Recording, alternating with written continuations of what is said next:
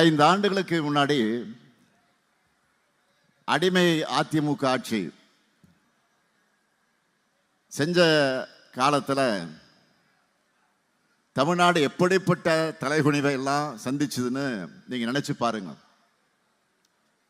தினந்தோறும் ஒரு கோமாளி கூத்தை அரங்கேற்றுவாங்க. திறனற்ற நிர்வாகத்தால் மக்களை கொடுமைக்கு இன்னல்களுக்கு உள்ளாக்கி வீதியில் இறங்கி போராடக்கூடிய நிலைமைக்கு தள்ளிவிடுவாங்க.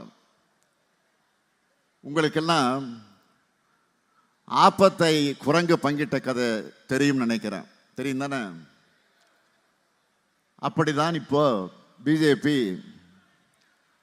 அதிமுகவை பங்கிட்டு கொடுக்கிறேன்னு பழனிசாமி என்ற அடிமையை அடையாளம் கண்டு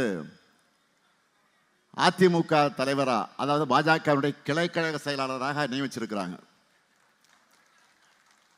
தனக்கு பதவி கொடுத்தா போதும், சம்பந்திக்கு ரேடு நடக்காம இருந்தா போதும்.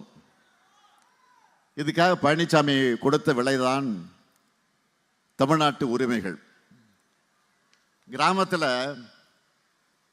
இருக்க இடம் கொடுத்தா மடத்தை கேட்பான்னு சொல்லுவாங்க. அந்த மாதிரி பழனிசாமியின் அடிமை இருக்கிற தைரியத்தில் தான்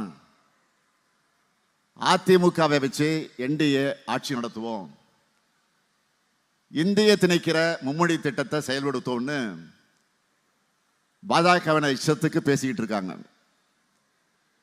அவங்க கொட்டத்தை அடக்கணும், அடிமைகளை விரட்டணும்.